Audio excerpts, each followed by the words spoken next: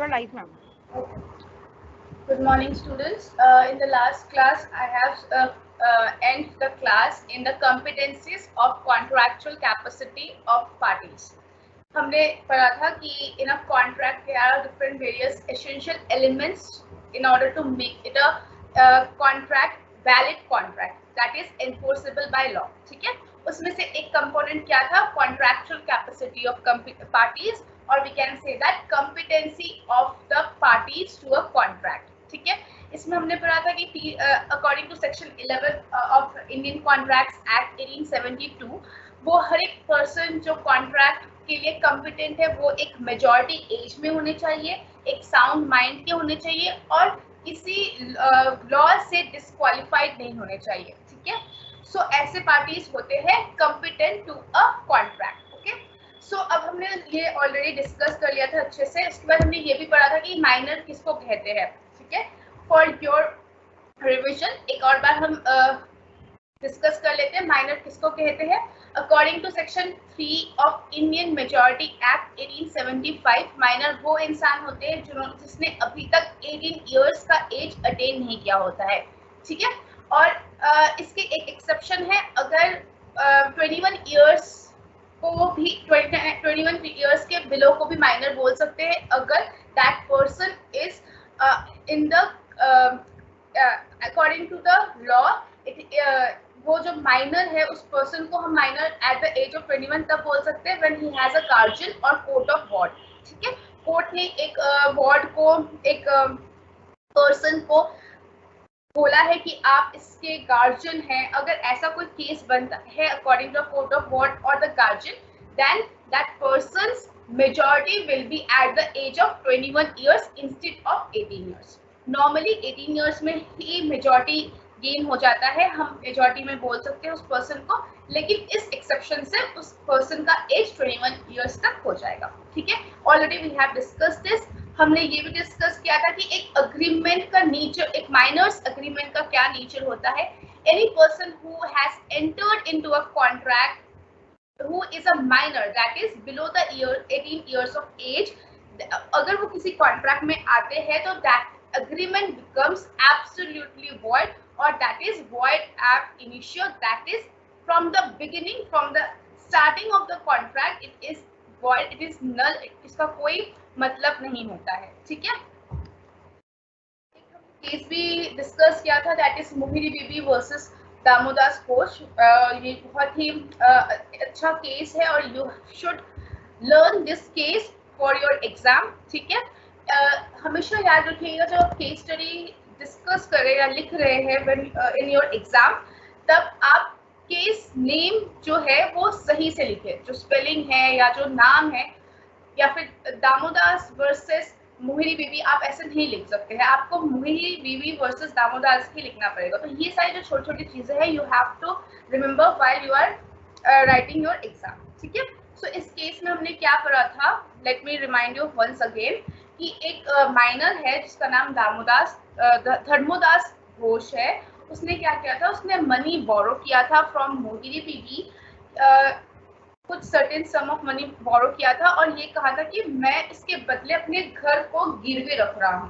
ठीक है, अब जो मनी लेंडर है उसने पैसे दे दिया, दैट इज मोहिनी बीबी, उसने दामोदास को एज अ माइनर उसने पैसे दे दिया और बाद में दामोदास ने उसको रीपे नहीं किया. ठीक है, मोहिनी बीबी को वो अमाउंट रीपे नहीं किया. तो अब मोहिनी बीबी ने क्या किया, उसने कहा कि अपने मॉर्गेज रखा है तो अकॉर्डिंग टू मॉर्गेज एक्ट आप ने जो प्रॉपर्टी गिरवी रखी है अब वो मेरे पोजीशन में आ जाएगा, मतलब उसका मालिक मैं हो जाऊंगा. बट धर्मोदास ने क्या किया, एक केस फाइल कर दिया लॉ कोर्ट में और कोर्ट ने ये हेल्प किया कि ये क्योंकि ये अग्रीमेंट एक माइनर के साथ आया था तो दिस इज एब्सोल्युटली वॉइड और जो मनी लेंडर है could not enforce this contract, मतलब वो प्रॉपर्टी नहीं ले सकता है. ठीक है, so this is the classic case of Mohini Bibi versus Dharmodas Ghosh. Whenever you will get any question related to the minors agreement, you should write this particular case. ठीक है, क्लियर है. आज हम थोड़ा फास्ट चलेंगे क्योंकि Indian contracts act we have already taken 3 classes, आज 4th class है. तो I want to wind up this whole Indian contracts and in these 4 classes, ताकि जो बाकी आपके रिमेनिंग 4 यूनिट्स है उसको मैं कवर कर सकूं अच्छे से, ठीक है। So that is the reason हम थोड़ा सा फास्ट चलेंगे। You have the recordings throughout the day, आप पूरे दिन आप अपनी रिकॉर्डिंग सुन सकते हैं। तो उस टाइम पर आप थोड़ा धीरे करके या फिर तेज करके जैसे भी करके आप बार बार रिपीटली सुन सकते हैं, ठीक है। सो फॉर दैट रीजन मैं आज थोड़ा सा फास्ट चलूंगी, ओके।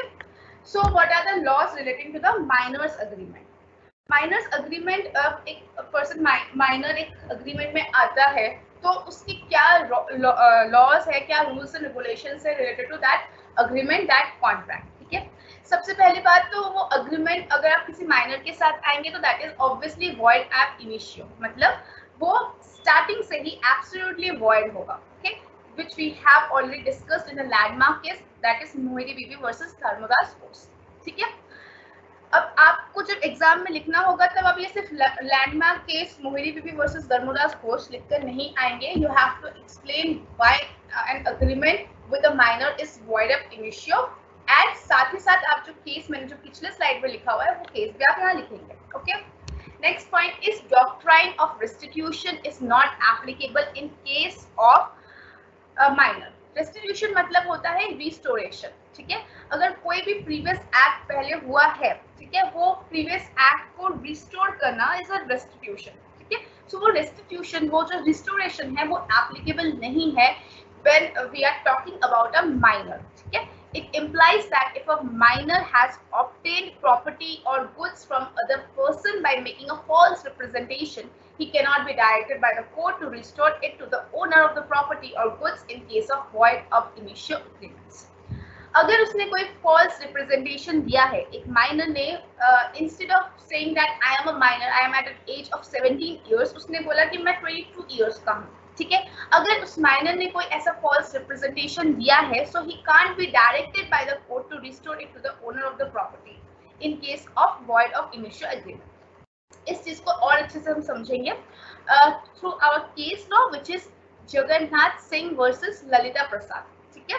ये एक और क्लासिक केस है of Jagannath Singh versus Lalita Prasad for the doctrine of restitution which is not applicable in case of minor. इसमें क्या है कि जो एक माइनर है उसने अपने घर को सोल्ड किया और ऐसे मिसरिप्रेजेंट किया खुद को कि I am not at the age of a minor, मैं एक मेजर हूँ, that is I am of 21 years और 22 इयर्स, ठीक है। और उस घर के बदले उसने 50,000 रुपीज लिया फ्रॉम द अदर पार्टी, ठीक है। बाद में क्या हुआ, वो जो माइनर है वो कोर्ट में गया और उसने कहा कि मैंने जब ये अग्रीमेंट किया था तब मैं माइनर था, ठीक है, सो मुझे प्रॉपर्टी वापस चाहिए। तो कोर्ट ने ये कहा क्योंकि आपने मिसरिप्रेजेंट किया था अपने एज को, तो आपको प्रॉपर्टी तभी मिलेगी जब आप वो पूरे 50,000 दूसरे पार्टी को वापस करेंगे, ठीक है। तो जो कोर्ट है यहाँ पर किसी को ज्यादा बेनिफिट, किसी को कम बेनिफिट नहीं करके, और ऑलवेज लॉ सबको इक्वल समझती है। तो इसलिए आप किसी को ठग नहीं सकते, आप किसी को अपना एज मिसरिप्रेजेंट करके आप किसी को अपने पैसे भी ले लिए और प्रॉपर्टी भी वापस ले रहे हैं, दैट इज नॉट पॉसिबल, ठीक है। So when you are misrepresenting your age और आप उसके बदले आप एक कॉन्ट्रैक्ट में आ रहे हैं, तो आपको वो वापस, वो अगर प्रॉपर्टी आपको वापस चाहिए तो you have to repay that 50,000 rupees to that person, ठीक है। Next is agreements are valid contracts. Any beneficial agreements with the minors are always a valid contracts. अब ये क्या होता है, all agreements which are made with the minor for his benefits are valid contracts. Such contract can be enforced at his option but not at the option of the other party. इसका मतलब ये है कि minor जो है अगर उसका कोई बेनिफिट उसको मिल रहा है from entering into a contract, then it will be termed as a valid contract. अब उसको क्या बेनिफिट, फॉर एग्जाम्पल मैं एक माइनर हूँ, फॉर एग्जाम्पल 16 इयर्स की हूँ, but I am a very rich person, मैं ऑलरेडी मेरे बहुत सारे प्रॉपर्टीज एंड ऑल। तो अब मेरी एक फ्रेंड है, ठीक है, फॉर एग्जाम्पल रीता ने मुझसे 1 लाख रुपए मांगा, हु इज अ मेजर, ठीक है, वो 21 इयर्स की है, ठीक है। यंगर ओल्डर फ्रेंड्स भी हो सकते हैं, ऐसे जरूरी नहीं है। तो she asked me for a 1 lakh rupees and I have given घर ₹1,00,000 एंड उसके बदले उसने अपनी इमूवेबल प्रॉपर्टी मतलब एक घर को गिरवी रख दिया, ठीक है। अब ये है कि M could not force the mortgage if N did not repay the money. अब मैं इन्फोर्स कर सकती हूँ, ठीक है, एज अ माइनर। अगर मुझे N ने वापस नहीं किया, लाइक रीटा ने मुझे पैसे वापस नहीं किया, तो मैं कोर्ट में जाके बोल सकती हूँ कि उसने मुझे मेरे पैसे वापस नहीं किए, इसलिए मैं उसका घर जो गिरवी रखा हुआ घर है वो मैं पोजेस कर सकती हूँ, ठीक है। यहाँ पर माइनर का बेनिफिट हो रहा है, तो वो वाले जो भी एग्रीमेंट जो माइनर को बेनिफिट दे रहे हैं, those all agreements are valid contracts, ठीक है। फिर से समझिए इस एग्जांपल को। क्या है कि मैं एक माइनर हूँ, मैंने 1,00,000 रुपए आपको दिया और आपने उसके बदले मुझे एक घर गिरवी में रखा, आपके घर को गिरवी में रखा, ठीक है। अब आप एक मेजर है, आपने पैसे मुझे रिपे नहीं किया, ठीक है, मुझे पैसे भी रिपे नहीं किया। अब मैं वो घर जो आपने गिरवी रखा है वो मैं पोजेस कर सकती हूँ या नहीं, ये क्वेश्चन है, ठीक है। लेकिन कोर्ट क्या कहता है, लॉ क्या कहता है कि क्योंकि मैं एक माइनर हूँ लेकिन बेनिफिशियल है मेरे लिए, it is a beneficial agreement, so मैं उस घर को पोजेस कर सकती हूँ, उस घर की पोजीशन ले सकती हूँ instead of being a minor, ठीक है, क्योंकि इसमें मेरी बेनिफिट है, okay. Next is no insolvency. जो माइनर है उसको इंसॉल्वेंट डिक्लेयर नहीं किया जा सकता है, ठीक है। This is one of the rule कि माइनर को इंसॉल्वेंट कभी डिक्लेयर नहीं किया जा सकता है। Next is minor as a partner. Under Indian partnership act 1932 कोई भी माइनर को एडमिट किया जा सकता है एज अ पार्टनर, ठीक है, उसको पार्टनर बनाया जा सकता है, बस शर्त ये है कि वो जो भी पार्टनरशिप फर्म की जो प्रॉफिट्स होंगे उस पर उनका हक होगा, लेकिन जो लॉसेस है उस पर उनका हक नहीं होगा। ये शायद आपने अकाउंट्स में भी पढ़ा होगा पार्टनरशिप एक्ट में कि माइनर का क्या रोल होता है। इनफैक्ट आपने क्वेश्चंस भी किए होंगे related to minor as a partner. तो वही सिंपल चीज है। According to section 30 of Indian partnership act 1932, partnership act के अकॉर्डिंग माइनर पार्टनर को एडमिट किया जा सकता है, लेकिन वो सिर्फ शेयर ऑफ प्रॉफिट्स को ही शेयर करेंगे, नॉट द लॉसेस, ठीक है। Next is minor as an agent. A minor can be appointed as an agent, section 132, but he will not be personally liable for any obligation of breach of contracts. हर एक minor को हम as a agent appoint कर सकते हैं according to section 182, but वो किसी भी obligation for the breach of contracts, अगर वो किसी कॉन्ट्रैक्ट को ब्रीच करता है, मतलब कुछ खारिज करता है या फिर कुछ गलत करता है, उसके लिए वो पर्सनली लाइबल नहीं होगा, ठीक है। This we will discuss in detail when we will do the next unit, that is unit 2। वहां पर हम एजेंसी लॉज ये सब पढ़ेंगे, उसमें हम डिस्कस करेंगे, ठीक है। नेक्स्ट पॉइंट है no ratification on attaining the age of majority. Ratification मतलब सब्सिक्वेंट अडॉप्शन, ठीक है। सब्सिक्वेंट कोई भी एक्ट अगर पहले किया गया है उसको फिर से अडॉप्ट करना, ठीक है, बैक टू द टाइम में जाना, दैट इज द रैटिफिकेशन। लेकिन according to the Indian contracts act 1872 ये जो रैटिफिकेशन है मतलब adoption, subsequent adoption of the previous act, that is not possible when you are attaining the age of majority, ठीक है।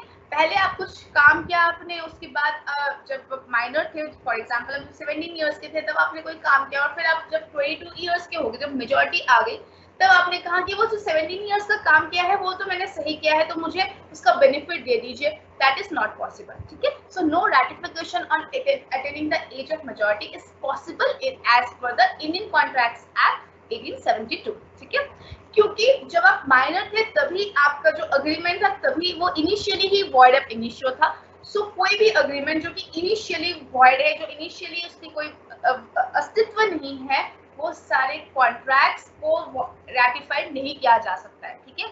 जिसका अस्तित्व ही खत्म हो चुका है उसको आप क्या रैटिफाई करेंगे, क्या उसका सब्सिक्वेंट अडॉप्शन करेंगे। तो वैसे ही ऑलरेडी कहा गया है कि जो माइनर्स का एग्रीमेंट है that is always a void ab initio, so वो कभी तो उसको रैटिफाई भी नहीं किया जा सकता है, ठीक है। एक एग्जांपल के थ्रू समझते हैं कि ए एक माइनर है, उसने एक कॉन्ट्रैक्ट किया बी के साथ कि बी उसको 2000 रुपए देगा which he will return when he becomes a major, ठीक है।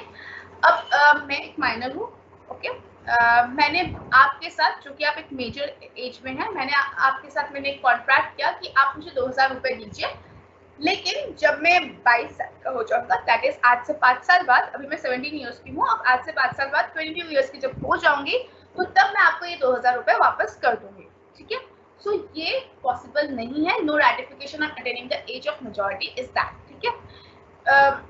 A does not incur any legal obligations to return the money. अब ए के पास जो माइनर है उसका कोई एक लीगल ऑब्लिगेशंस नहीं रहता है कि उसको प्रीपे करे, okay. Next is no rule of estoppel against a minor. No rule of estoppel is just like our previous thing, ये वाला जो केस था डॉक्ट्राइन ऑफ रेस्टिट्यूशन, इसी की तरह है कि आप मिस रिप्रेजेंट, अगर आप कोई मिस रिप्रेजेंट कर रहे हैं अपने एज को तो आप कोई बेनिफिट उससे नहीं ले सकते हैं, ठीक है, क्योंकि जो लॉ है वो कहते हैं कि minors can have no privilege to cheat anyone.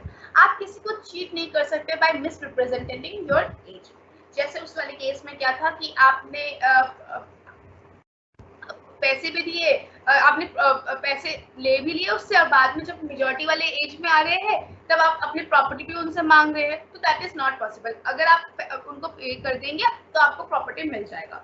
तो इसलिए no rule of estoppel against a minor.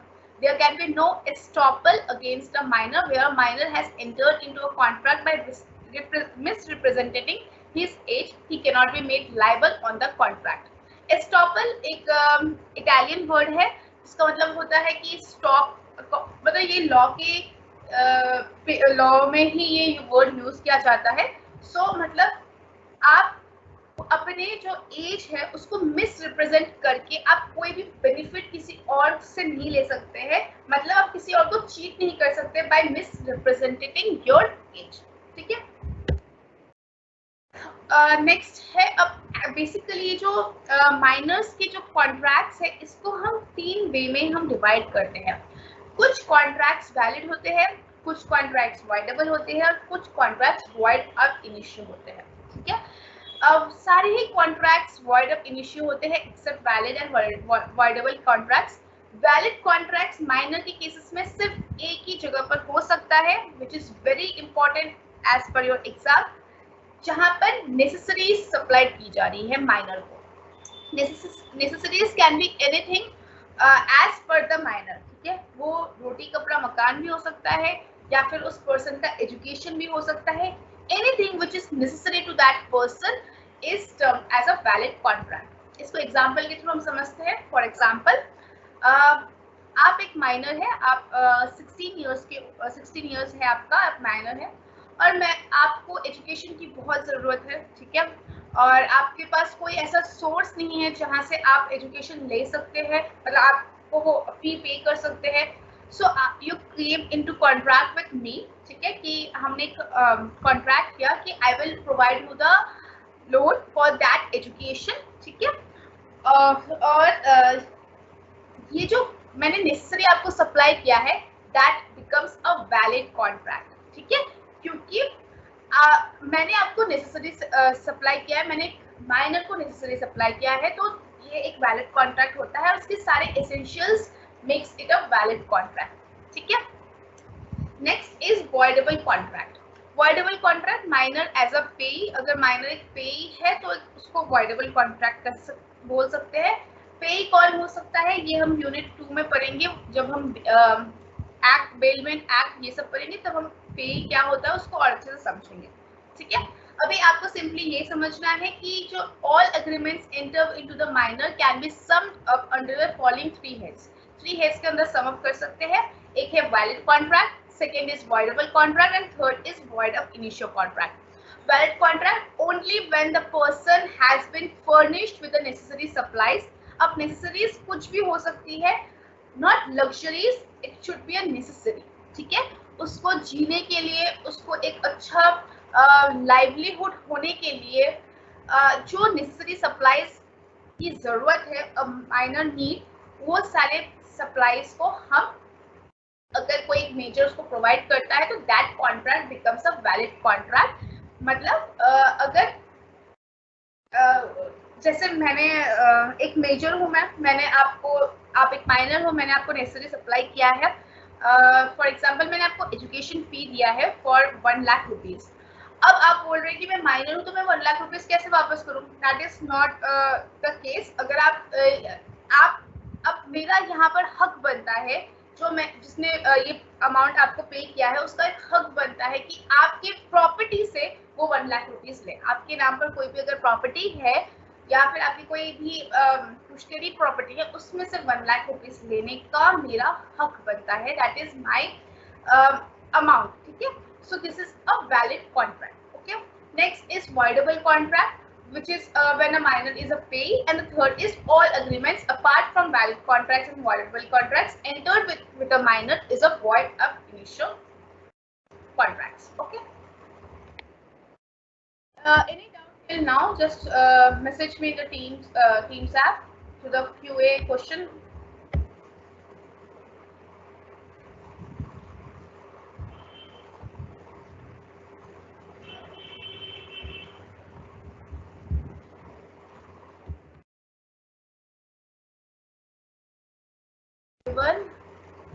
नहीं, till now I have not provided any notes because मैं क्या करती हूँ, मैं गूगल ड्राइव में एक लिंक क्रिएट करती हूँ and I posted it in the class.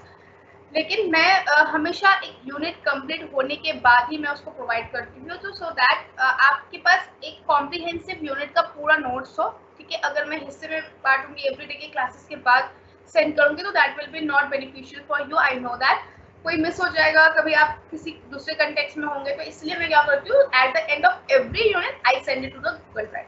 तो अभी आपका यूनिट कंप्लीट नहीं हुआ है, मोस्ट प्रॉब्ली आज मैं कंप्लीट करने की पूरी कोशिश करूंगी या फिर नेक्स्ट क्लास में 110% कंप्लीट हो जाएगा।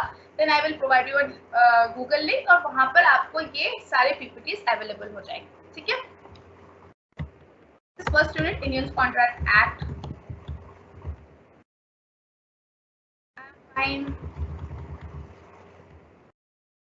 7 hour of what, Akash? Third point. Third point is beneficial agreements are valid contracts.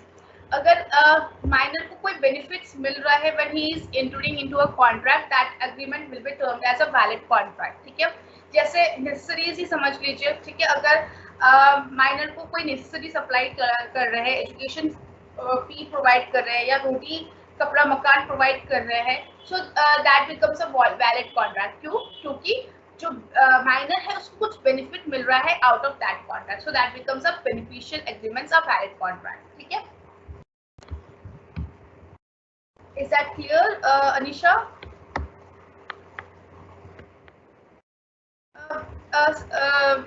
I don't know who has typed this question, anonymous, but I don't suggest to buy 10 years. आप इससे better आप कोई ई book ले लीजिए, ठीक है। जैसे मेरे पास कौन सी बुक है, सुषमा अरोड़ा मैम की बुक है, वो आप ले सकते हैं। एमसी कुच्चल ले सकते हैं। सो मैं बोलूँगी I will suggest rather than investing your money in 10 years, just invest your money by purchasing these kind of books जो एक प्रॉपर ऑथर के होते हैं, क्योंकि उसमें आपके एग्जाम्पल्स होंगे, आपकी केस लॉस होंगे, so that will be very beneficial for you, ठीक है। I have already discussed the difference between minor and major. Just see the recordings again. Void ab initio is every agreement जो valid नहीं है और voidable नहीं है, that all that agreements are void ab initio agreements, ठीक है।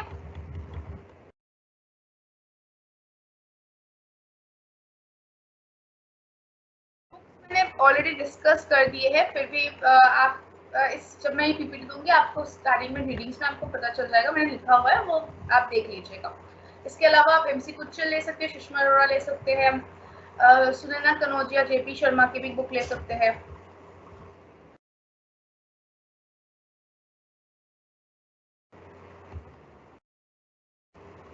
Okay,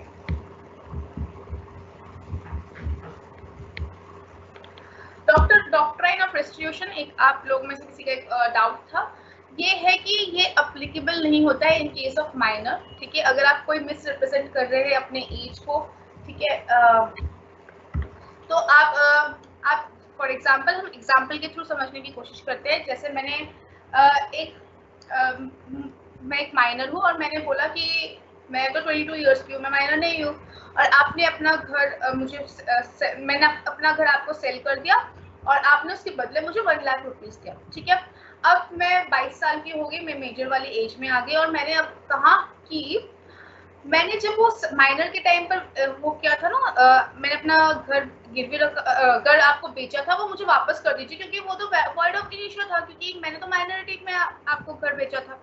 लेकिन court क्या कहता है कि आप तभी वो घर वापस ले सकते हैं जब आप अपने 50,000 रुपए उनको वापस करेंगे। उन्होंने जो आपको 1 लाख रुपए दिया था उन्होंने फॉर परचेसिंग योर हाउस, सो वो अमाउंट आपको वापस करना है, तभी जाकर आप उसका पोजीशन ले सकते हैं। सो दिस इज सिंपल कि डॉक्ट्राइन ऑफ रेस्टिट्यूशन मतलब आप रिस्टोर नहीं कर सकते, जो आपने प्रीवियस एक्ट आपने किया है उसको आप रिस्टोर नहीं कर सकते, which is not applicable in the case of minor. I think so that is very much clear, ठीक है।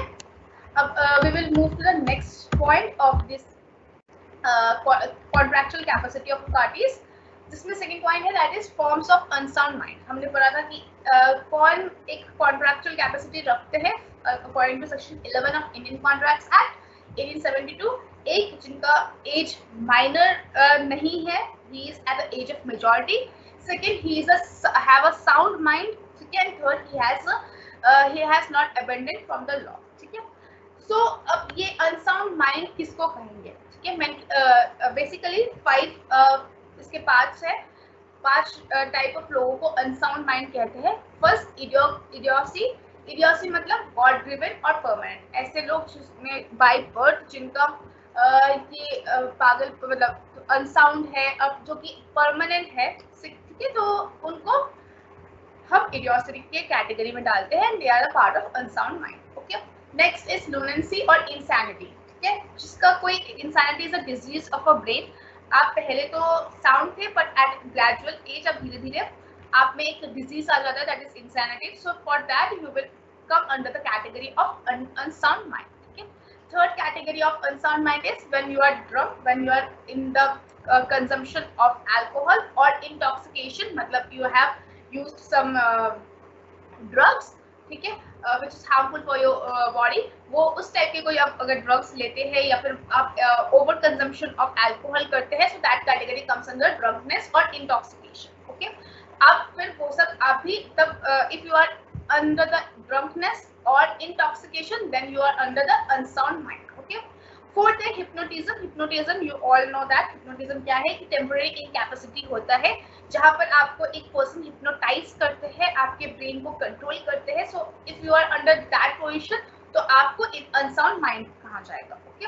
Next is mental decay. Mental decay होता है due to the old age. Old age की वजह से आप में थोड़ा मेंटल इलनेस आ जाता है, so that is mental decay, and that is why you will be come under the form of unsound mind, ठीक है। सो ये 5 फॉर्म है अनसाउंड माइंड के।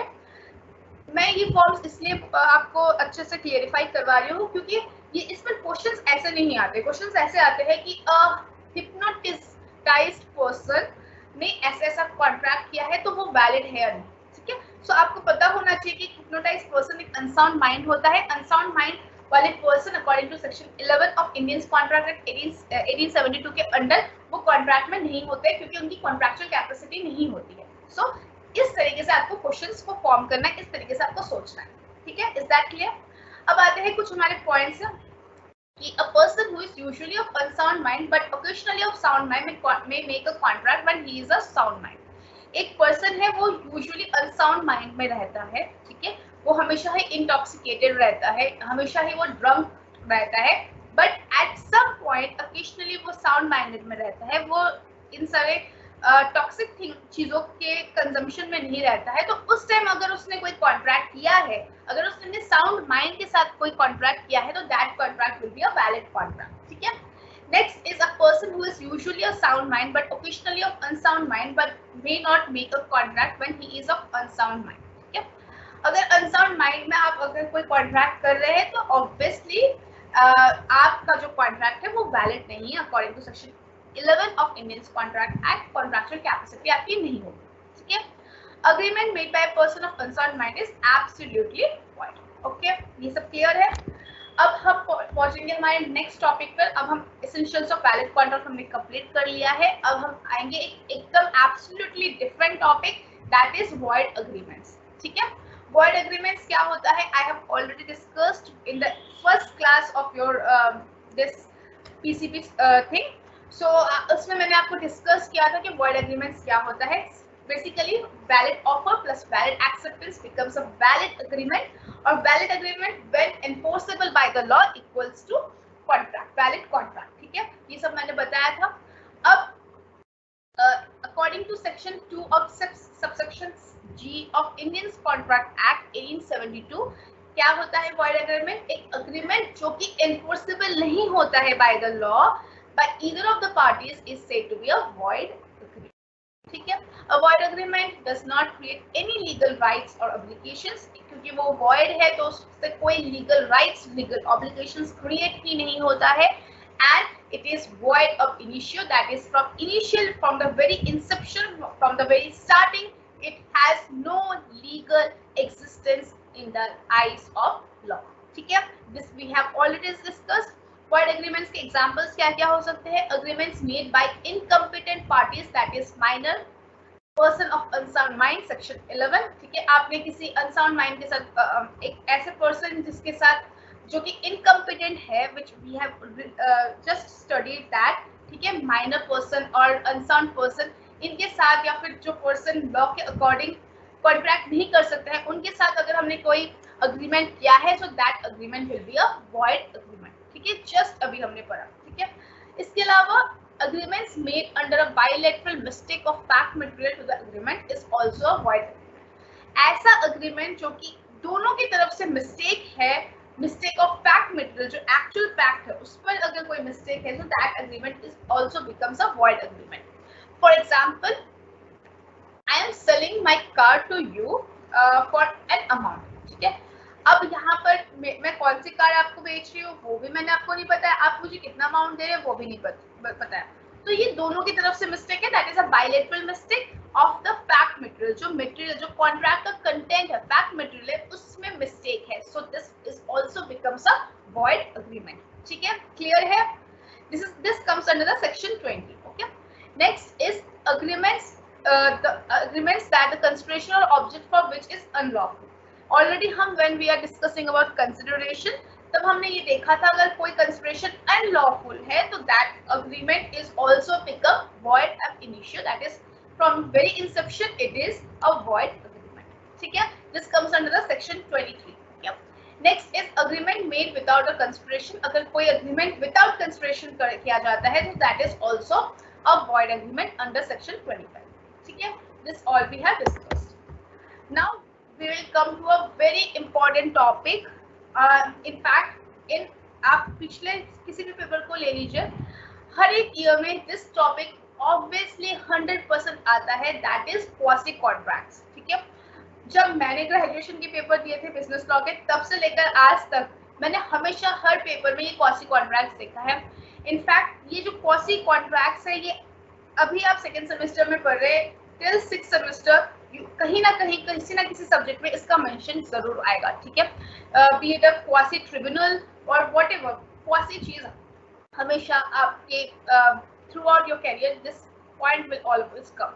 तो इसको समझना और याद करना is very important as per your exam. ठीक है, ये जो मैं क्लास में बोलती हूँ कौन से इंपॉर्टेंट है, just write down in your notes copy. ठीक है, क्योंकि at the end of the whole syllabus when you are asking me to give me important questions, that is not possible. ठीक है, मैं ये जो ड्यूरिंग द क्लास तभी मैं बोलती हूँ, इसीलिए बेनिफिशियल होता है जो क्लासेस अटेंड करते हैं फ्रॉम द रेस्ट जो क्लासेस नहीं अटेंड करते हैं, क्योंकि ये मैं साथ साथ में ये इंपॉर्टेंट बोले जा रही हूँ, and this topic is very important. ठीक है, सो क्वासी कॉन्ट्रैक्ट्स क्या होता है? क्वासी कॉन्ट्रैक्ट्स बेसिकली अगर हम थोड़े इन जनरल बात करें, हम लॉ के कंटेक्स्ट में बात ना करें, हम ऐसे बात करते हैं, तो क्वासी कॉन्ट्रैक्ट्स होते हैं वो कॉन्ट्रैक्ट्स जो कि जो दोनों पार्टीज है उनका वो एक्चुअल में वैलिड कॉन्ट्रैक्ट के एसेंशियल्स, जो एसेंशियल्स ऑफ वैलिड कॉन्ट्रैक्ट है कि एक ऑफर होना चाहिए, वैलिड ऑफर होना चाहिए, वैलिड एक्सेप्टेंस होना चाहिए,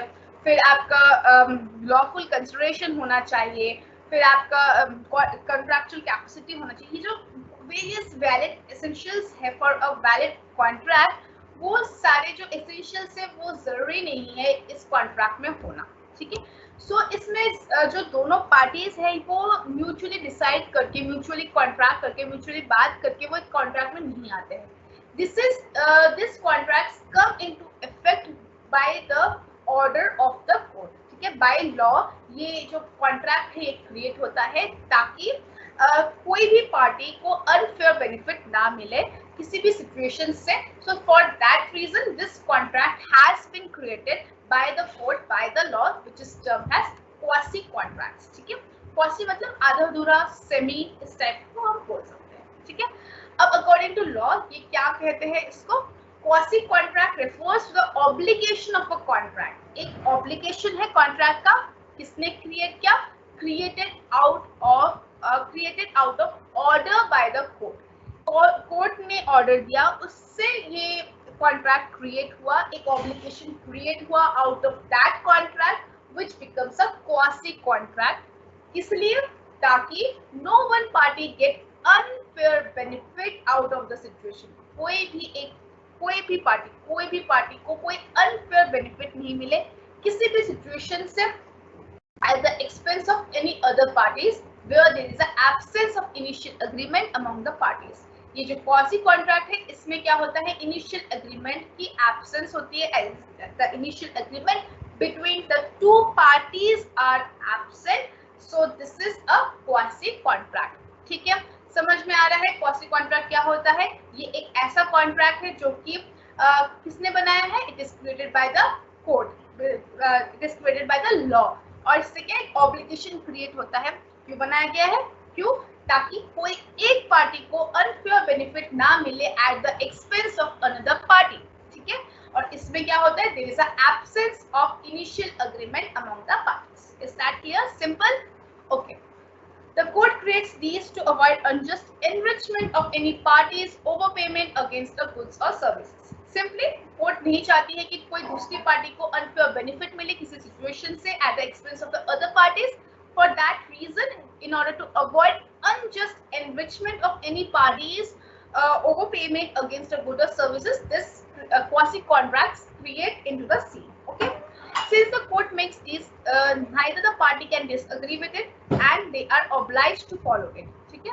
क्योंकि ये कोर्ट ने बनाया है तो इसलिए कोई भी पार्टी इसको डिसएग्री नहीं कर सकता है और दोनों पार्टी को इसको फॉलो करना ही पड़ेगा, क्योंकि it is created out of order by the court, ठीक है। Is that simple and clear. Quasi contracts are also known as constructive contracts or implied in law contracts। Quasi contracts के second name क्या है, constructive contracts and implied in law contracts।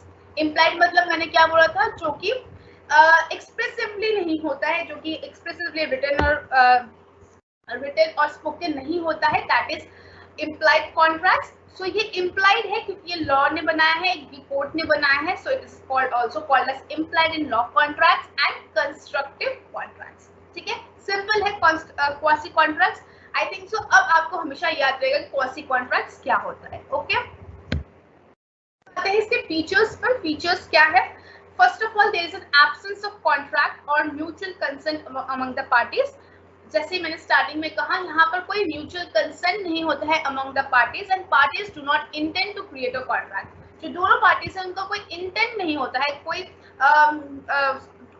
एक consent नहीं होता है कि वो एक इस कॉन्ट्रैक्ट में आए। So there is no intent, no mutual consent among the parties in a quasi contract, ठीक है। And thus it is imposed by law and not the outcome of any agreement, ठीक है। ये लॉ ने create किया है और किसी दोनों पार्टी के म्यूचुअल कंसेंट से क्रिएट नहीं होता है, okay. They are based on equity, a good conscious, justice and principles of natural justice. ये जो क्वासी कॉन्ट्रैक्ट्स है, इसके बेसिक प्रिंसिपल्स क्या है, ये किस बुनियाद पे बनते हैं, ये किसी को इक्वल राइट्स देने के लिए, इक्विटी देने के लिए। सेकेंडली, एक गुड कॉन्शियस, एक एथिक्स, एक वैल्यूज से क्रिएट होते हैं, ह्यूमन वैल्यूज, ह्यूमन एथिक्स की वजह से क्रिएट होता है। दोनों पार्टीज को इक्वल जस्टिस मिले इसके वजह से क्रिएट होता है and it creates on the basis of principles of natural justice, ठीक है।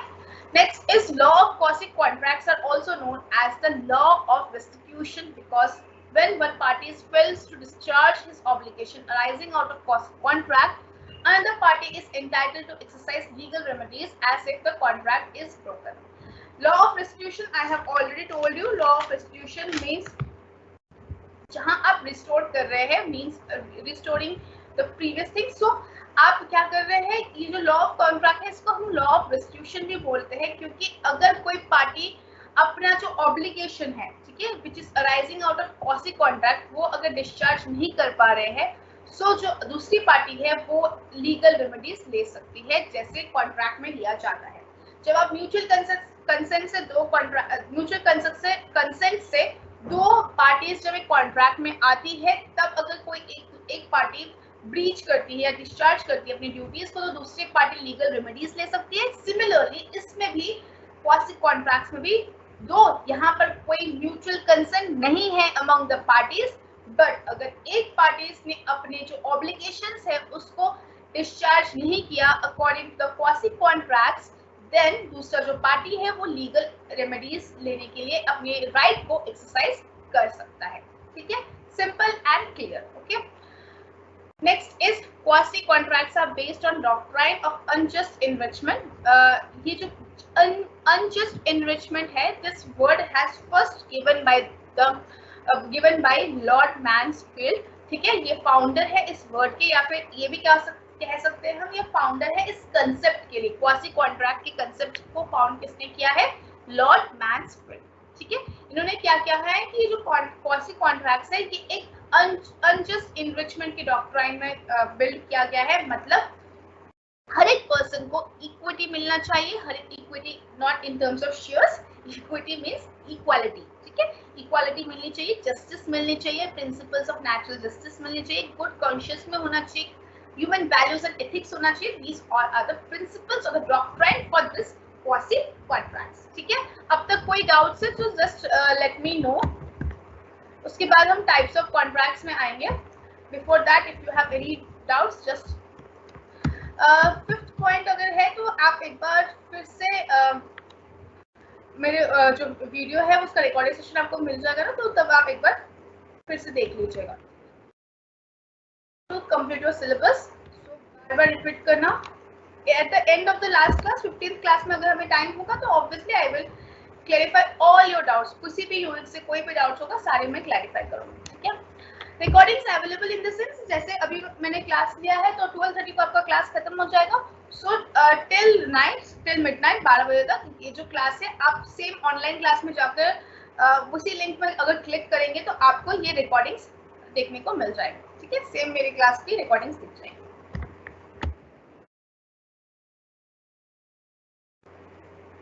मेजर होते हैं अबव 18 ईयर्स. ठीक है, and minor below 18 years. Major 21 years नहीं होते, major is always 18 years and above. ठीक है, और माइनर 18 ईयर्स से बिलो.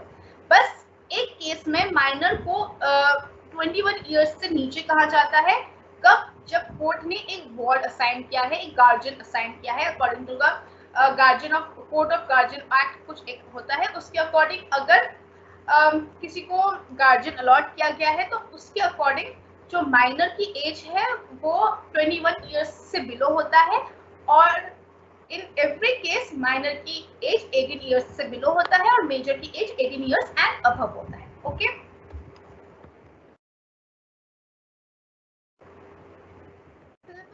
ये जो मैं गूगल ड्राइव क्रिएट करूंगी वैसे आपके एसएल के वेबसाइट में अवेलेबल है, बट स्टिल आपके सुविधा के लिए मैं जो गूगल ड्राइव क्रिएट करूंगी उसमें मैं सिलेबस भी पोस्ट कर दूंगी, आपके एसएल का मटेरियल भी पोस्ट कर दूंगी, कोई भी आर्टिकल से कुछ भी है वो भी पोस्ट कर दूंगी, और मेरे नोट्स तो ऑब्वियसली मैं पोस्ट कर दूंगी. ठीक है,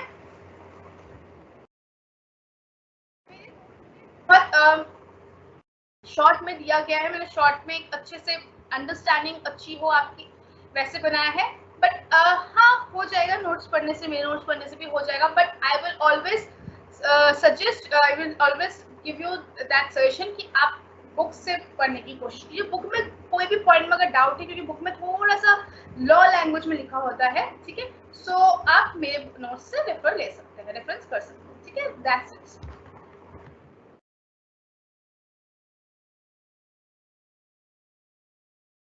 हाँ, भूषण कुमार की भी बुक ले सकते हैं, भूषण कुमार गोयल की बुक भी ले सकते हैं। Yes, void agreement was the next topic.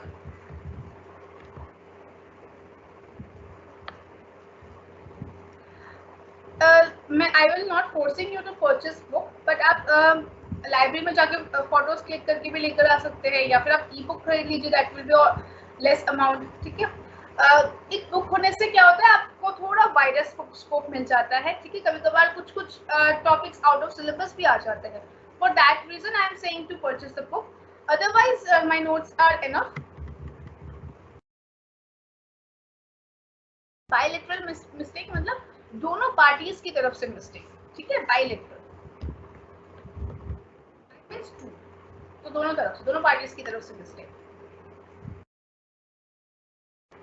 Writing sections is not compulsory, but if you are writing that, so obviously आपका आंसर की जो क्वालिटी है वो इंक्रीज होती है। ठीक है, एग्जाम्पल्स है, जैसे आपने कोई लॉफुल कंस्पिरेशन नहीं दिया, जैसे मैं एक कॉन्ट्रैक्ट में आई हूँ और for example I sold you my iPhone and you have given me money which has you have, जो कि आपको ब्राइबरी के थ्रू मिला था। सो ये लॉफुल कंस्पिरेशन नहीं है। ठीक है, सो लॉफुल कंस्पिरेशन नहीं है तो इट्स अ वर्ड एग्रीमेंट। तो this kind of things are the examples. Already we have discussed a lot about void agreements. वर्ड एग्रीमेंट्स के टाइप्स क्या है, उसमें उस वो पॉइंट में चले जाइए तो उसके भी एग्जांपल्स आप वो कर सकते हो। जैसे वर्ड एग्रीमेंट क्या होता है, जो आप एक जो इसकी कॉन्ट्रैक्चुअल कैपेसिटीज नहीं है, अगर उनके साथ अगर आप अग्रीमेंट में आ रहे हैं, so that is also void agreement, right. So उनके एग्जांपल्स को भी आप पुट कर सकते हैं एज अ वर्ड एग्रीमेंट। ठीक है,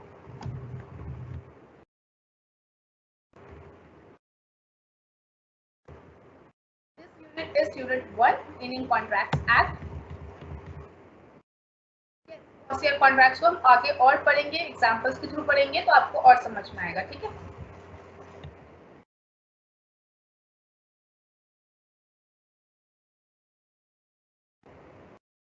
वेलकम एवरीवन।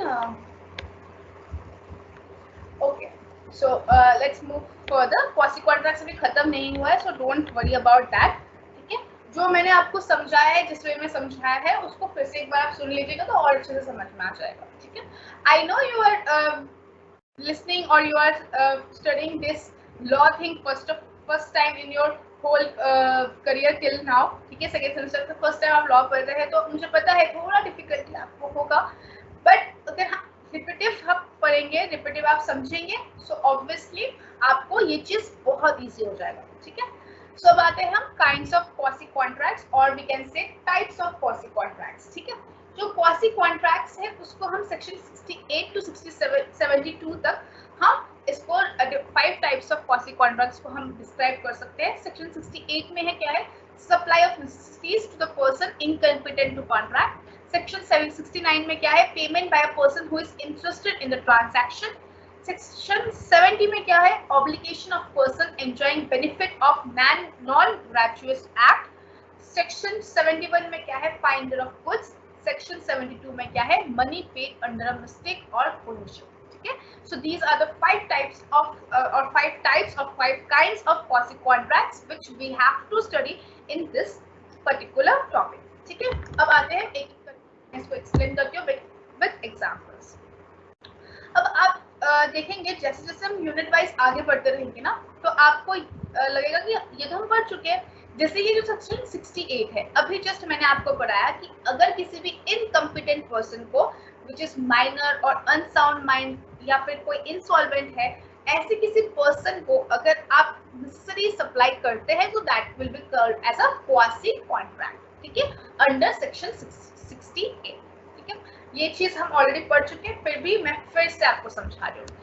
क्या होता है, it states that if a person is not capable of entering into a contract और anyone whom he is legally bound to support is supplied by another person with necessaries suited to his conditions in life, the person who has furnished such supplies is entitled to be reimbursed from the property of such incapable person। ठीक है, अब total के पढ़ते हैं। If a person is not capable of entering into a contract और anyone who whom he is legally bound to support. एक ऐसा person जो कि एक कॉन्ट्रैक्ट में आ नहीं सकता है, जो कि हम अभी भी पढ़े हैं। कौन है वो लोग? एक माइनर, दूसरे अनसाउंड माइंड और थर्ड जिसको लॉ ने डिस्कार्ड किया हुआ है कॉन्ट्रैक्ट में आने से। ठीक है, एक ऐसा पर्सन जो कि इनकैपेबल हो, या फिर एक ऐसा पर्सन जिसको आपको लॉ ने बताया है कि आपको सपोर्ट करना ही करना है इसको। ठीक है, whom you are required, you are legally bound to support। ऐसे दो व्यक्ति को, ऐसे दो टाइप के लोगों को अगर आप नेसेसरी सप्लाई करते हैं तो आपको इस कॉन्ट्रैक्ट को क्वासी कॉन्ट्रैक्ट कहा जाता है। नेसेसरीज जैसे मैंने पहले भी कहा था, कुछ भी हो सकता है according to the need of that person. वो एजुकेशन भी हो सकता है, आपका फूड भी हो सकता है, शेल्टर भी हो सकता है, क्लोथ्स भी हो सकता है, every necessary things for his survival. ठीक है, उसके सर्वाइवल के लिए जो भी नेसेसरी जरूरत है that comes under the this necessary thing. Okay, और ये जो अगर आप किसी को सप्लाई कर रहे हैं necessaries to incompetent person under section 68, then that will be termed as a quasi contract. ठीक है, for example, A supplies B a lunatic with necessaries to his conditions in life. A is entitled to be reimbursed from B's property. अब यहाँ पर एक चीज पहले आप ये समझिए, लूनेटिक यहाँ लिखा। ठीक है, अगर आप को पता ही नहीं होगा कि लूनेटिक क्या होगा, आपको ये याद ही नहीं होगा कि अनसाउंड माइंड में 5 टाइप्स थे जिसमें एक टाइप था लूनेटिक। ठीक है, तो आपको समझ में नहीं आएगा कि B is a competent person और इनकम्पिटेंट पर्सन। अगर आपको यही समझ में नहीं आएगा तो आपको समझ में यही नहीं आएगा कि क्वासी कॉन्ट्रैक्ट है या नहीं। सो इसीलिए हर एक चीज को पढ़ना समझना इज वेरी इंपॉर्टेंट। ठीक है, we have given only 15 classes to have this interaction, तो each and every point is not possible to told you in this class. ठीक है, मतलब not related to quasi contract. Quasi contract को मैं पूरा अच्छे से A to Z में कंप्लीट करवा रही हूँ क्योंकि this is a very important thing. जैसे माइनर वाले एग्रीमेंट्स में 15 पॉइंट्स थे, but I have covered only 8 points. The remaining 7 points I suggest you to go through the book. ठीक है, बुक से आप उसको रेफर कीजिए, उतना इंपॉर्टेंट नहीं है इसलिए मैंने सारे पॉइंट्स कवर नहीं किया। मेरे हिसाब से बाकी यूनिट्स और इम्पोर्टेंट है, इसलिए I will give that time to those units. ठीक है, क्योंकि हर एक यूनिट से 1 या 2 क्वेश्चन ही आएंगे। सो इतना डीप में जाना इज नॉट इम्पॉर्टेंट, बट हाँ you should know all the terms, all the topics. एक बार आपकी रीडिंग होनी चाहिए ताकि ऐसे कोई छोटे छोटे वर्ड से भी क्वेश्चन डिफिकल्ट हो जाता है। ठीक है, अगर यहाँ पर आपको लूनेटिक का मीनिंग नहीं पता होता तो आपको यही चीज समझ में नहीं आती। ठीक है, so for that reason. Okay, तो इसमें क्या एग्जांपल है कि मैं एक पर्सन हूँ, मैंने आपको फॉर एग्जांपल आप अनसाउंड माइंड है। ठीक है, आपको मैंने नेसेसरी सप्लाई किया है for your condition.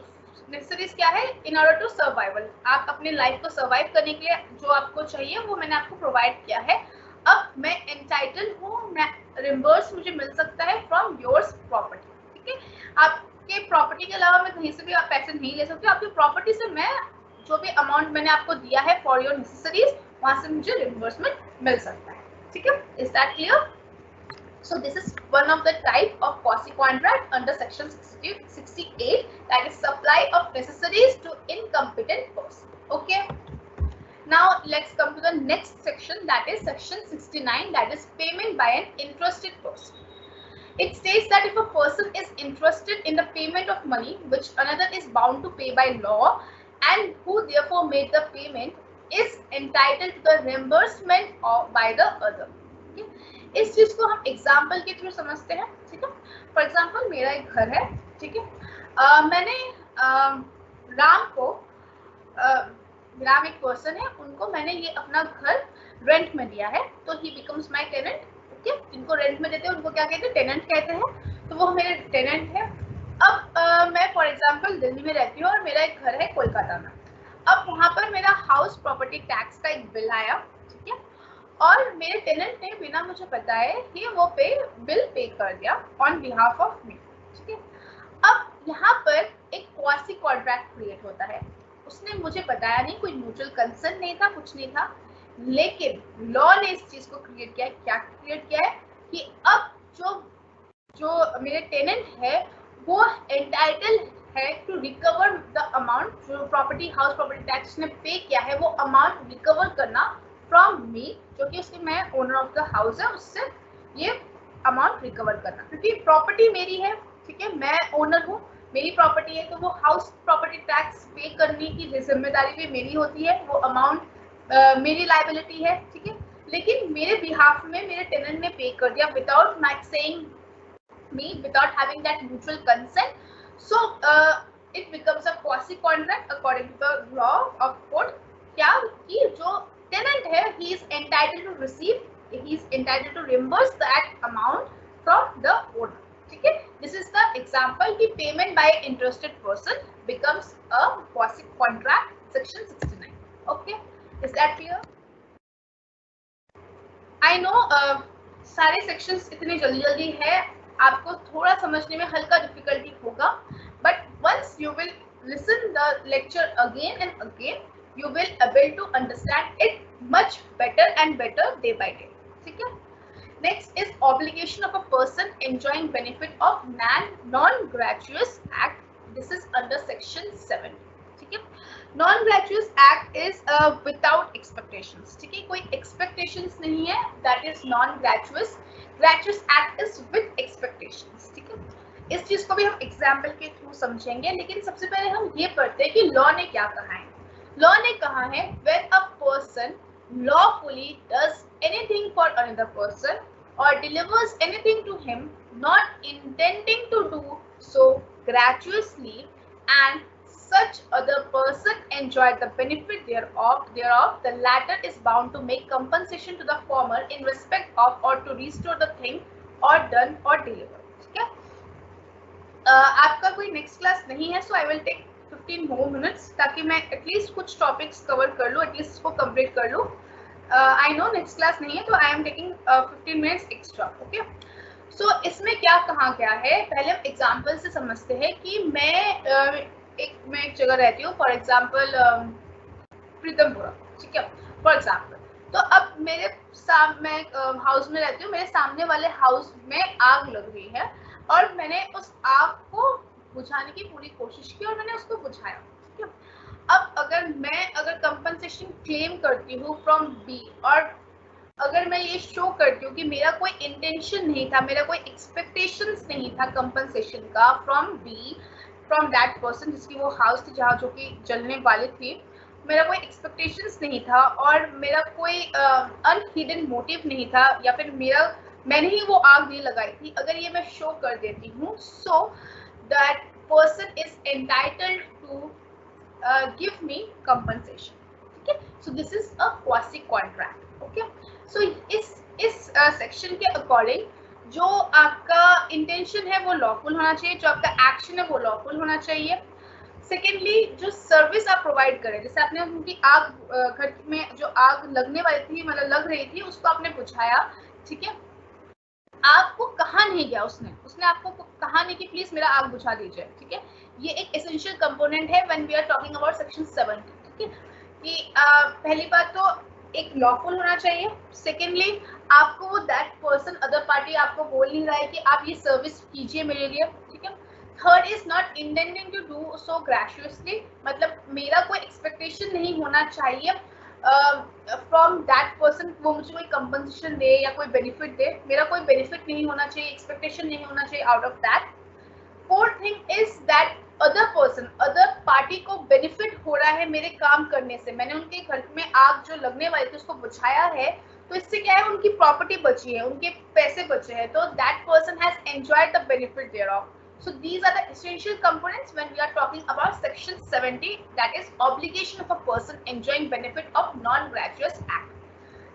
Obligation of a person मतलब एक अदर पार्टी जिसके घर में आग लगने वाली थी, वो क्या कर रहा है, एंजॉय कर रहा है बेनिफिट। कौन सा बेनिफिट, उस घर में आग लगने से वो बचने वाला benefit of a non gratuitous act, no expectation वाला एक्ट। मेरा कोई एक्सपेक्टेशन नहीं था कि वो अगर आग बुझ जाएगी तो मुझे कोई कंपनसेशन मिलेगा, ठीक है। So this is the section 70 act, which is a quasi contract, okay। is a responsibility of finder of goods, ठीक है। अब क्या रिस्पॉन्सिबिलिटी होती है एक फाइंडर ऑफ गुड्स की, not responsibility, it is termed as a quasi contract under section 71, where a person has finds some other person's goods, तो उसकी क्या रिस्पॉन्सिबिलिटी रिस्पॉन्सिबिलिटी होती है, क्या ऑब्लिगेशंस होती है, क्या ड्यूटीज होती है, which we will discuss here. Okay, it states that a person who finds goods belonging to another person and takes such goods into his custody is subject to same responsibility as a bail. अब बेली के क्या responsibility होते हैं वो हम नीचे पढ़ेंगे. That is he has to take reasonable care of goods until the actual owner of the goods is found. अगर किसी पर्सन को किसी दूसरे पर्सन की कोई बिलोंगिंग मिलती है और उसको वो अपने कस्टडी में रखता है तो उसकी क्या रिस्पॉन्सिबिलिटी होती है एज अ बेली. बेली की क्या रिस्पॉन्सिबिलिटी है? ये जो बेली है वो कौन होते हैं सब we will discuss in next और उससे बाद वाले क्लास में, क्योंकि इस क्लास में आई डोंट थिंक सो ये चैप्टर कंप्लीट होने वाला है.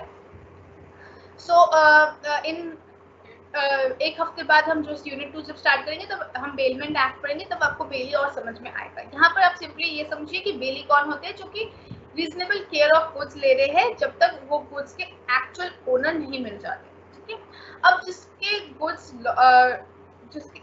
जिसने उस लॉस्ट गुड को ढूंढा है उसकी क्या ऑब्लिगेशन है, क्या ड्यूटीज है.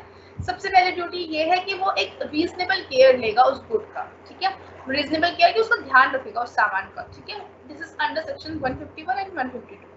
Next duty is not to make unauthorised use of goods. कोई अनऑथराइज्ड यूज नहीं करेगा उस गुड्स का. ठीक है, कोई इलीगल या अनऑथराइज्ड यूज नहीं करेगा. This is under section 153 and 154.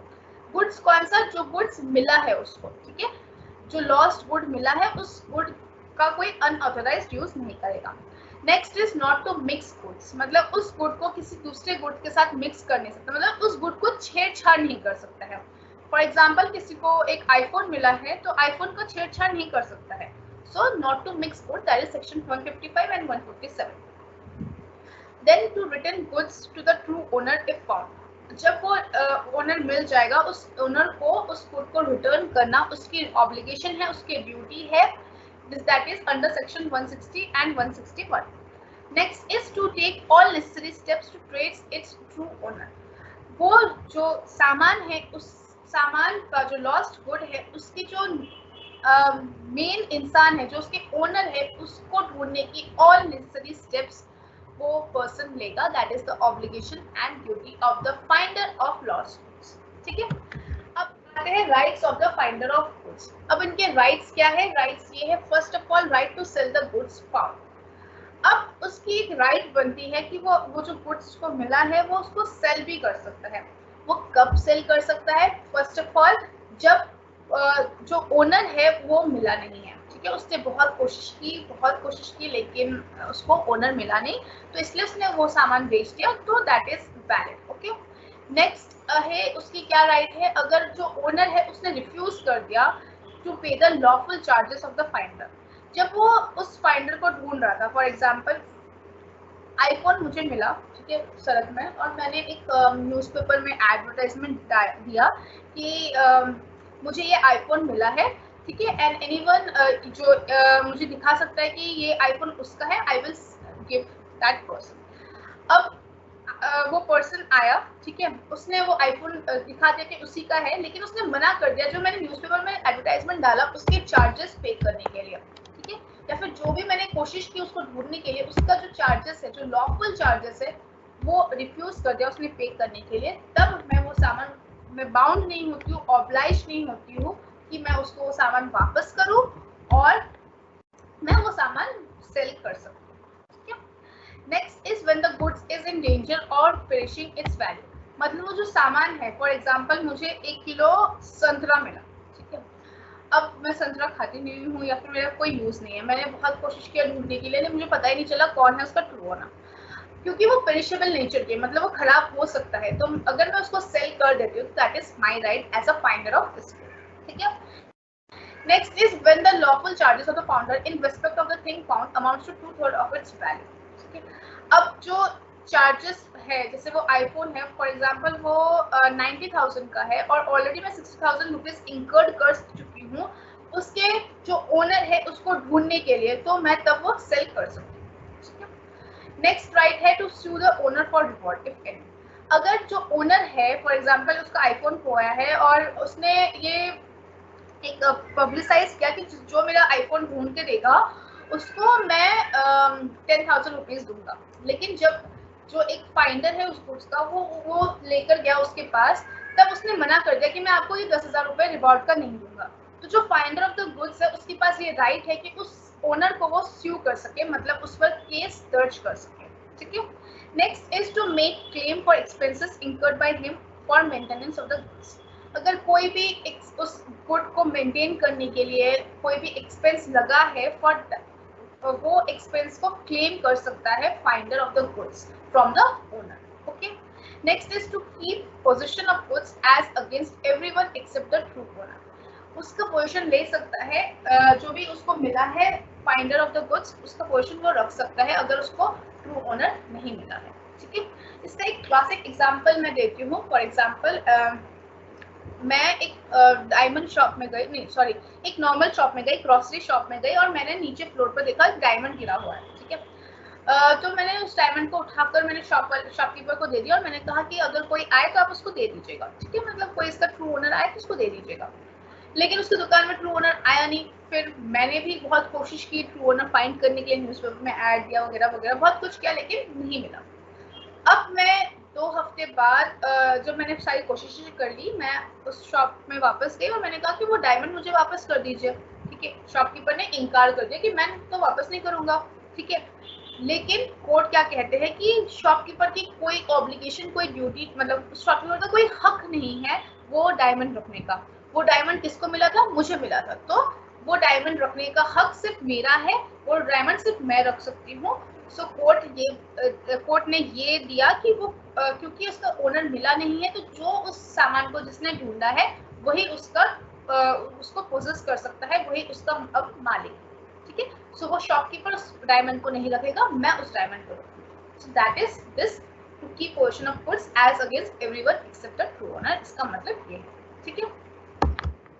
आते हैं the last section of this quasi contract, that is liability to repay money received by mistake और अंडर कोएशन। ठीक है।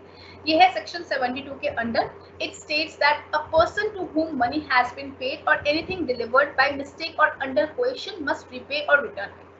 कोई भी ऐसा इंसान जिसने मिस्टेक से कोई मनी दिया है, उस दूसरे पर्सन की रिस्पॉन्सिबिलिटी, ऑब्लिगेशन है कि वो उसको वापस करे। फॉर एग्जाम्पल, मैं एक शॉप में गई, मैंने कुछ सामान खरीदा वर्थ ₹700 और मैंने उनको 2 500 के नोट्स वापस किए और उन्होंने मुझे 400 रुपीज वापस किया। ठीक है। उनको कितना वापस करना चाहिए था? 300, क्योंकि 1000 minus 700 that is 300, but instead of 300 he returned me 400. So now it's my liability to repay his that 100 rupees extra जो उसने मुझे एक गलती से दे दिया या फिर अंडर कोएशन दे दिया, उसने गलती से मुझे दे दिया, उसको वो 100 रुपीज मुझे उसको वापस करनी मेरी ऑब्लिगेशन है, मेरी लाइबिलिटी है, and this becomes a quasi contract. ठीक है। या फिर एक और एग्जांपल ये ले सकते हैं, जैसे मैं और मेरी फ्रेंड ने आपसे 1,000 रुपए उधार लिया था। ठीक है। अब मैंने अपने दोस्त को बताया नहीं, लेकिन मैंने आपको 1,000 रुपए वापस कर दिया। ठीक है। अब 2 दिन बाद मेरी दोस्त ने भी मुझे बताया नहीं और उसने भी जाकर 1,000 रुपए वापस कर दिया। ठीक है। अब आपकी ऑब्लिगेशन है कि आपको बताना उसको या फिर उसको वो 1,000 रुपए वापस करना कि वो ऑलरेडी मुझे पे कर चुकी है, मैं आपको ऑलरेडी पे कर चुकी हूँ, तो इसलिए ये 1,000 रुपए नहीं चाहिए, आप रख लीजिए। ठीक है।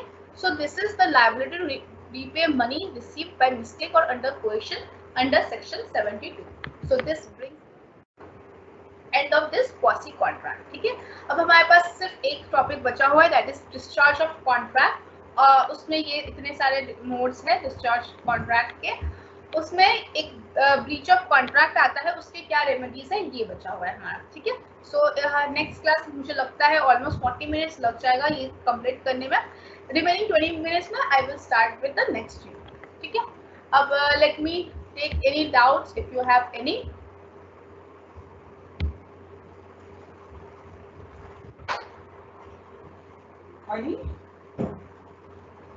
Okay, so next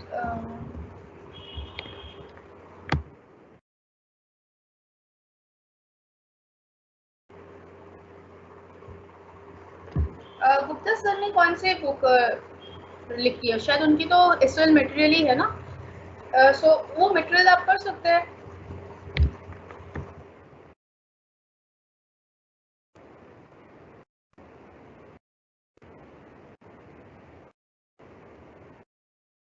think so now a quasi contract is clear. अब आपको समझ में आ रहा होगा कि विद एग्जांपल्स क्वासी कॉन्ट्रैक्ट क्या होते हैं। अगर नहीं आ रहा है, आई नो कि it is a difficult thing, थोड़ा सा इसमें है, थोड़ा है, सो इसको आप फिर से सुन लीजिए, ठीक है। आपके रिकॉर्डिंग सेक्शंस फिर से आपको मिल जाएंगे till midnight, it is available on your website, तो आप वहाँ से देख लीजिए, ओके। फिर एक और बार सुन लीजिए तो और अच्छे से आपको समझ में आ जाएगा, और नोट्स साथ साथ में नोट्स बनाते रहिए। I will share my notes in the next class, ठीक है। Will try. नहीं, मैंने कोई प्रूफ नहीं बनाया है। Yes, I know offline classes are best, but क्योंकि आपको पता है ऑलमोस्ट सारे रेगुलर कॉलेजेस में भी इस टाइम ऑनलाइन ही चल रहा है ड्यू टू द एग्जाम्स की वजह से उतने कैपेसिटी, सीटिंग कैपेसिटी अवेलेबल नहीं है, क्लासेस अवेलेबल नहीं है, so for that reason offline चल रहा है, ऑनलाइन चल रहा है क्लासेस आपके।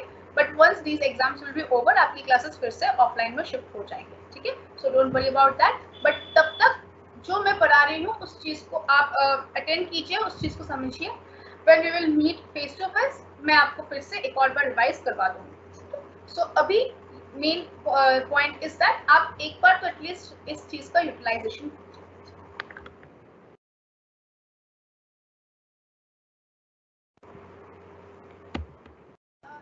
अगर मैंने ऑलरेडी कर दिया है, I request you all to see the recordings again, that will be very beneficial for you, ठीक है।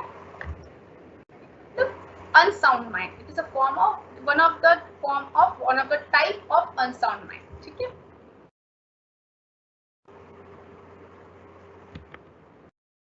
अगर रिकॉर्डिंग सुनने के बाद भी आपको समझ में नहीं आ रहा है, then just message me through Teams app और थ्रू ईमेल, मैं समझा दूंगी। उसके बाद भी अगर समझ में नहीं आ रहा है तो मैं कॉल के थ्रू आपको समझा दूंगी, ठीक है। So don't worry about that, और या फिर नेक्स्ट क्लास में स्टार्टिंग में समझा दूंगी। But this is your responsibility कि स्टार्टिंग में आप एक बार प्लीज रिकॉर्डिंग सुन लीजिए, जो भी आज की क्लास की रिकॉर्डिंग है फिर से एक और बार सुन लीजिए, तो और अच्छे से आपको क्लियर हो जाएगा, ठीक है। अगर सामने वाला अगर क्वासी कॉन्ट्रैक्ट में मना कर देता है तो वही है ना कि ये कोर्ट ऑफ लॉ ने क्रिएट किया है, तो उस पर वो ऑब्लिगेशन है, ही हैज टू पे, तो कोर्ट उसको डायरेक्ट करेगा कि ही हैज टू पे। सो इसीलिए क्वासी कॉन्ट्रैक्ट को ब्रीच करना नहीं किया जा सकता है, क्योंकि अगर ब्रीच करेंगे उसको, अगर ब्रीच करेंगे क्वासी कॉन्ट्रैक्ट को, तो जो कोर्ट है वो आप पर केस करेगा और आपको ऑब्लाइज करेगा कि आपको वो ऑब्लिगेशंस अपने फुलफिल करने ही होंगे, ठीक है। यस, अब नेक्स्ट क्लास थर्सडे है, so every Thursday and Monday we will meet from 11:30 to 12:30, ठीक है। So instead of Thursday and Saturday we will meet on Thursday and Monday, ठीक है।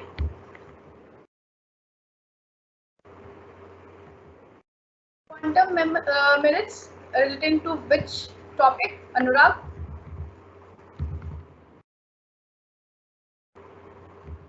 Yes, next class में I will show इस unit का कौन से इंपॉर्टेंट टॉपिक्स है, I will कंपल्सरीली मैं बता दूंगी, ठीक है। या फिर एक बार मुझे याद दिला देना स्टार्टिंग ऑफ द क्लास में, मैं फिर से बता दूंगी, ठीक है। Once I will finish with this unit.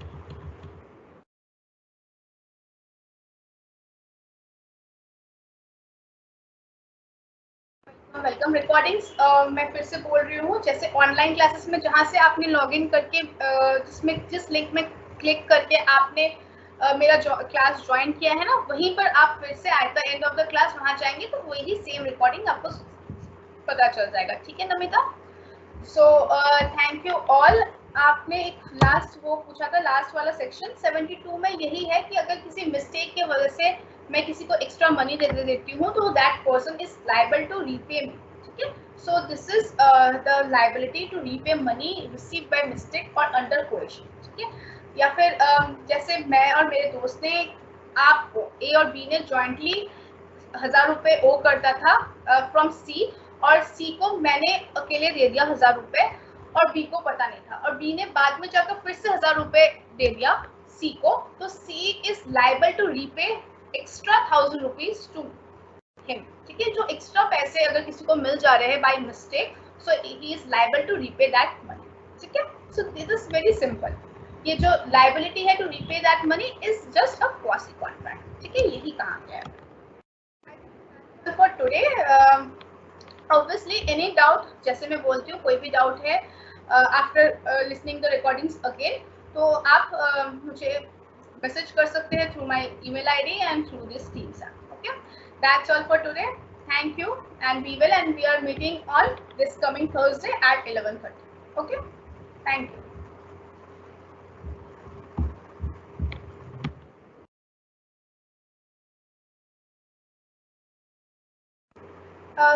एक सेकेंड, अमन ने पूछा है इस की क्लासेस एक वीक में कितने दिन होती है? My classes is 2 days in a week. ठीक है, आई will share the Google drive link on the next class. Quantum merits आप एक बार रीड कर लीजिए, अगर आपको समझ नहीं आ रहा है जस्ट लेट मी नो और just message me, I will make you understand. It is not possible to cover each and every small topic in the class. जो मेन टॉपिक्स है, जो मोस्ट इंपॉर्टेंट टॉपिक्स है, वो मैं discuss करती हूँ। इसका मतलब ये नहीं है कि रिमेनिंग टॉपिक्स के चांसेस ही नहीं है आने के एग्जाम में, but you should read once all the remaining topics. ठीक है, Puja, I have already told KP Gupta sir की स्टडी मटेरियल है, वो स्टडी मटेरियल अवेलेबल है आपकी वेबसाइट पर, तो आप उससे वो वाले पढ़ सकते हैं। ठीक है, that is also good, but just to make sure कि आपके एग्जाम्पल्स सही है, तो मेरे नोट से आप एक बार रेफर कर लीजिएगा। ठीक है, that's all, I think so, no more doubts. Welcome Sunjot, sorry. Okay, that's all, thank you. Free consent already I have discussed in the class, in the first or second class I have discussed. तो और थोड़े छोटे topics है, अगर वो हमें time मिलता है eight the end of the 15 classes, क्योंकि मैं फिर से बोल रही हूँ कि सारे जो टॉपिक्स है उसकी इक्वल इम्पोर्टेंस है। ठीक है, सॉरी सारे जो यूनिट्स है उसकी इक्वल इम्पोर्टेंस है, फ्रॉम यूनिट 1 टू यूनिट 5। तो मैं ये नहीं चाहती कि यूनिट 1 में ही हम 10 डेज दे दें। ठीक है, already I have given 4 days to unit 1, और एक और दिन मुझे लगेगा इस टॉपिक को कंप्लीट करने, डिस्चार्ज ऑफ कॉन्ट्रैक्ट।